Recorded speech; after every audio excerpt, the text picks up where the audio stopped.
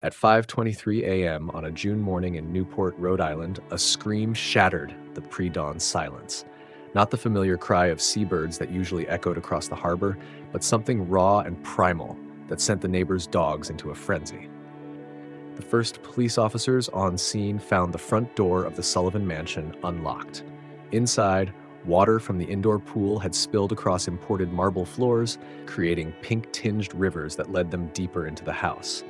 The air hung thick with the sharp bite of chlorine and something metallic. Morning light spilled through the windows of the pool room, revealing the scene in stark detail. Dr. James Sullivan, Newport's renowned neurosurgeon, floated face down in the bloodied water. Next to his body, a heavy crystal award drifted, the waves of life recognition his wife had given him last year. Its edges were now stained red, matching the multiple wounds that marked his head and torso. Each strike had been delivered with deliberate force, no hesitation. But it wasn't the dead man who made veteran Detective Marcus Cole step back. It was his wife, Rebecca Sullivan, sitting cross-legged at the pool's edge. Her white silk robe was soaked through with water and blood, her dark hair perfectly smooth, her hands resting palm up on her knees. She turned to face the officers, her expression as calm as the ocean before a storm. "He always loved the water," she said softly, her voice steady and clear. "I just helped him become one with it." If you're enjoying our content, quickly hit subscribe to join our community and never miss a moment. Let's dive in. Before the water turned red that June morning, the Sullivans were Newport's golden couple. Dr. James Sullivan commanded respect in the halls of Newport Mercy Hospital, where his skilled hands had saved countless lives. At 45, he'd built a reputation as one of the East Coast's leading neurosurgeons, particularly known for his work with trauma-induced coma patients. Tall and silver-haired, he moved through life with the confidence of a man who always got what he wanted. His colleagues praised his surgical precision, but those who worked closely with him noticed something cold behind his practiced smile. Rebecca Sullivan was different. At 38, she brought an intensity to her marine biology research that made her stand out in her field. She spent more time on boats and in the water than she did at charity galas, studying predatory behavior patterns in marine life. Her passion lay in understanding how creatures survived, adapted, and hunted. While James operated in sterile rooms with controlled conditions, Rebecca dove into the unpredictable depths of the Atlantic, tracking shark migration patterns and hunting behaviors. They met when James stitched up a nasty gash she'd gotten from coral during a research dive. He was intrigued by her fearlessness, she by his precision. Within a year, they married on the beach at sunset. For 5 years, they seemed perfect, the brilliant surgeon and the fearless marine biologist, each pushing the boundaries of their fields. But perfection has a way of hiding darkness. It started with a diving accident in 2018. A routine research expedition off the Newport coast went catastrophically wrong. Rebecca's equipment failed during a deep dive, and she was pulled from the water without a pulse. James had checked her gear the night before, or at least he said he had. The same hands that had saved so many lives in the operating room hadn't managed to save his wife from slipping into a coma that would last 4.5 years. As Rebecca lay silent in her hospital bed, James brought in a specialized trauma nurse for home care. That's when everything began to change. Victoria Pierce arrived at the Sullivan house on a cold October morning, her credentials as impressive as her ability to command attention. At 32, she'd specialized in long-term coma care, building a reputation for keeping patients alive against impossible odds. Her strawberry blonde hair was always perfectly styled, her scrubs pressed, her smile practiced and professional. "The best care possible for my wife," James had announced to the hospital board, his voice thick with rehearsed emotion. "Only the best." Victoria moved into the guest suite down the hall from Rebecca's room. She kept meticulous records of Rebecca's vitals, administered medications with expert precision, and spent hours talking to her comatose patient, standard procedure for long-term care. But it was the hours she spent with James that raised eyebrows among the house staff. Late-night consultations in his study stretched until dawn. Their heads bent close together over dinner as they discussed Rebecca's care plan. Victoria's laugh echoed through the halls more often than the beeping of medical equipment. She slipped into the role of household manager with disturbing ease, redecorating rooms that Rebecca had loved, rearranging photographs, erasing traces of the woman who lay sleeping upstairs. The night shift nurses whispered about how Victoria's hand would linger on James's arm, how his eyes followed her movements. They noticed when she started wearing Rebecca's favorite perfume. But nobody said anything. After all, Dr. Sullivan signed their paychecks. What nobody knew was that Rebecca heard everything. Trapped in the prison of her own body, her consciousness drifted in and out like the tide. She heard Victoria's voice change from professional to intimate when speaking to James. She felt unfamiliar hands adjusting her IV drip, followed by the burning sensation of medications she didn't need. She caught fragments of whispered conversations. The insurance papers are ready. Just a matter of time. Once she's gone. Each night, Victoria checked Rebecca's vital signs, marked them in her chart, and kissed James's goodnight, right there in Rebecca's room. All while Rebecca lay still, her brilliant mind cataloging every betrayal with the same methodical precision she'd once used to study predators in the deep. Time lost meaning in Rebecca's room. Days blurred into nights, marked only by the changing shifts of nurses and the growing boldness of James and Victoria's betrayal. They started holding their meetings in Rebecca's room, as if taunting her silent form. Victoria would perch on the edge of Rebecca's bed, running her fingers through James's hair while they discussed their future, a future that required Rebecca's death. The same bed where Rebecca lay trapped, forced to endure their touches, their whispers, their laughter. The new medication protocol is working, Victoria would say, adjusting the IV drip. Her respiratory rate drops a little more each week. Her tone was clinical, but her smile held something darker. They were slowly poisoning her, carefully enough to look natural. James started bringing paperwork to these bedside meetings. Rebecca heard the rustling of documents, the scratch of his pen. The estate transfers are almost complete, he'd say. The research grants, the house, everything will be clean and clear once nature takes its course. He'd signed away her life's work, her family's legacy, even her beloved research on marine predators. They sold her diving equipment, gear that might have revealed tampering, cleared out her study, donated her clothes, all while she lay there screaming inside her paralyzed body. The worst were the nights when Victoria would accidentally miss a feeding or position Rebecca just wrong enough to cause pain. Small tortures, impossible to prove. "Oops," she'd whisper, her lips close to Rebecca's ear. "Did that hurt?" But they made mistakes. They grew careless, convinced of their own invincibility. They didn't notice when Rebecca's fingers would twitch in response to their words, didn't see her eyes moving behind closed lids, didn't realize that every cruel word, every betrayal, every touch was being recorded in her mind with perfect clarity.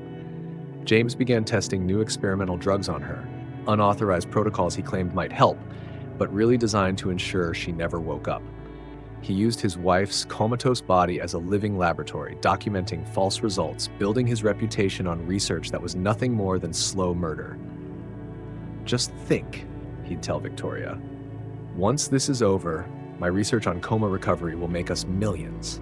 The perfect crime. She'll have died helping advance medical science." They'd laugh together, the sound mixing with the steady beep of monitors, measuring the life they were slowly draining from Rebecca's body. What they didn't understand was that each betrayal, each cruelty, was changing something fundamental in Rebecca. The woman who had studied predators for so long was learning their most important lesson. Survival requires adaptation, and in the darkness of her mind, Rebecca was adapting, evolving, becoming something new. They thought they were watching her die. Instead, they were teaching her how to hunt. Rebecca Sullivan opened her eyes on a rainy Tuesday in March 2023. No dramatic gasping, no sudden movements. Her eyes simply opened, sharp and alert, as if she'd been waiting for the perfect moment. Victoria was alone with her that morning, James having left for an early surgery. She didn't notice Rebecca's consciousness at first, too busy texting on her phone while adjusting the IV drip with practiced negligence. When she finally looked up, she found Rebecca's eyes fixed on her. The phone clattered to the floor. "Oh my God," Victoria stumbled backward. This isn't possible. The medication should have." She caught herself. but the slip was made. Rebecca's first words after 4.5 years came out in a rasp. "Should have what?" Victoria ran from the room. Within an hour, James rushed in, all-concerned husband, all-caring doctor, his face a mask of practiced joy. "Rebecca, darling, it's a miracle." But Rebecca saw what he couldn't hide. The flash of fear in his eyes, the slight tremor in his hands as he checked her vitals. She watched him exchange glances with Victoria, saw their silent panic. They thought the drugs had damaged her mind, that she'd have no memory of their betrayal. They were wrong. Over the next few weeks, Rebecca played her role perfectly. The weak patient, the grateful wife, the woman who needed help remembering, help walking, help living. She let them believe she was as fragile as the tubes they'd used to keep her alive. But at night, when they thought she was sleeping, Rebecca was growing stronger.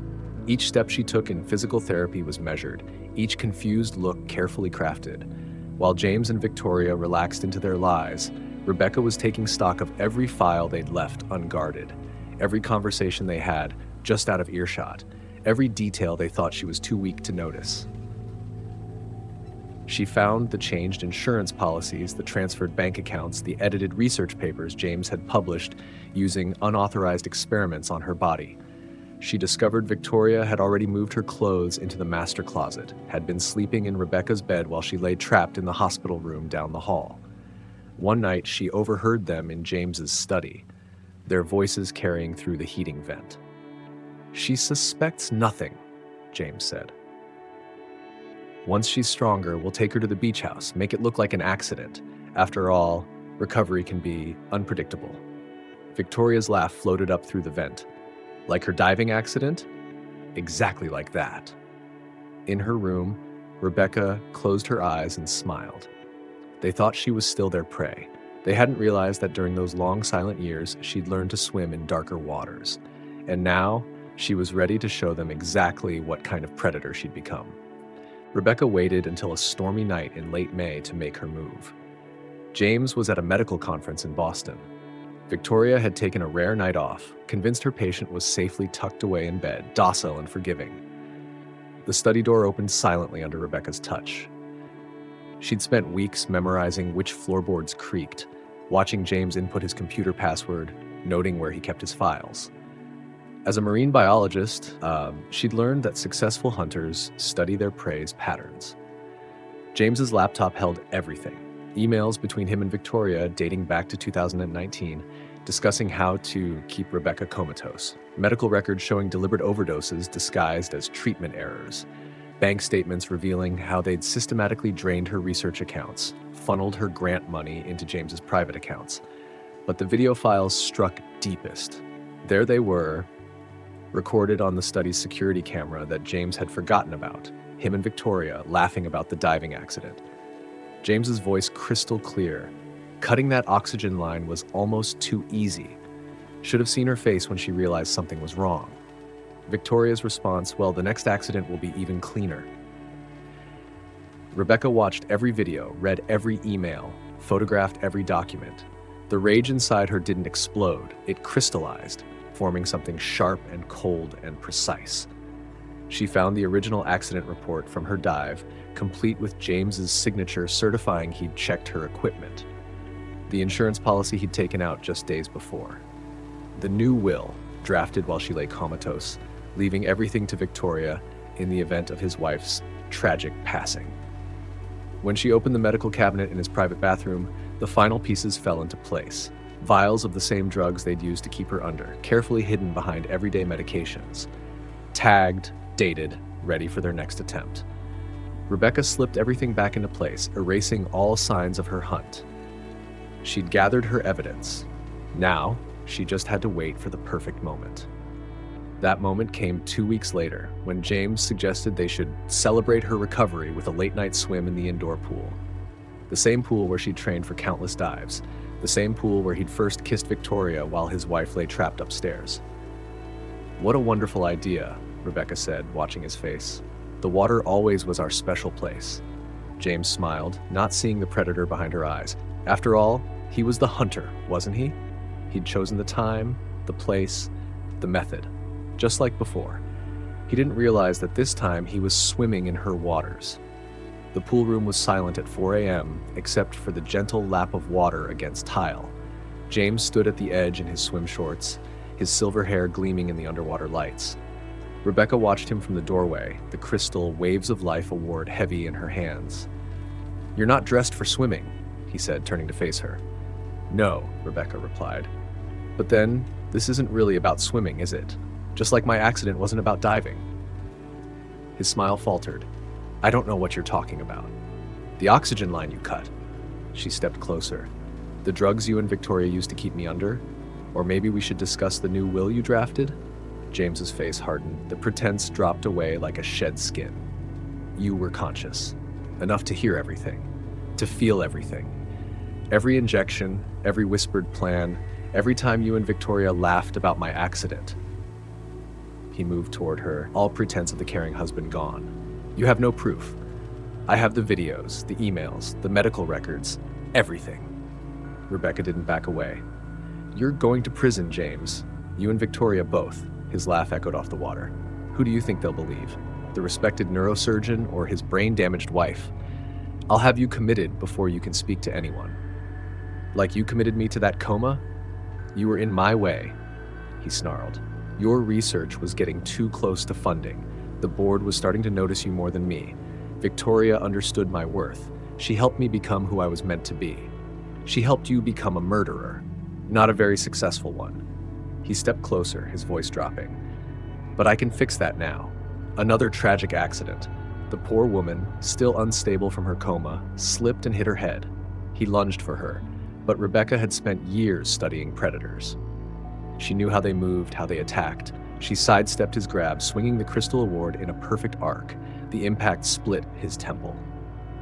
James staggered, blood spraying across the water's surface. He tried to stay upright, but Rebecca struck again, and again. Each blow precise, like the strikes she'd once documented in great white sharks. When he fell into the pool, the water turned pink, then red. Rebecca watched him float, the crystal award still dripping in her hands. She sat down at the pool's edge, arranging her robe around her legs, and waited for the sun to rise.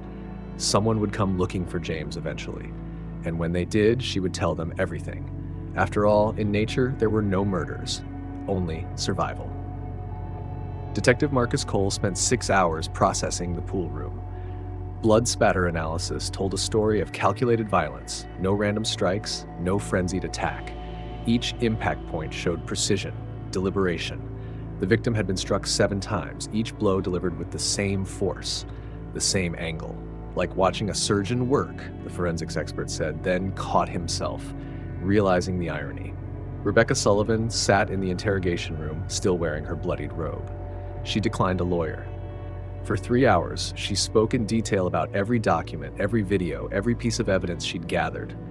Her voice remained steady, her hands still, as she described her husband's attempt to murder her 5 years ago. "Check the security footage from his study," she told Cole. "He forgot about that camera. Check the medical records he kept in the locked drawer behind his degrees. Check his private emails with Victoria Pierce."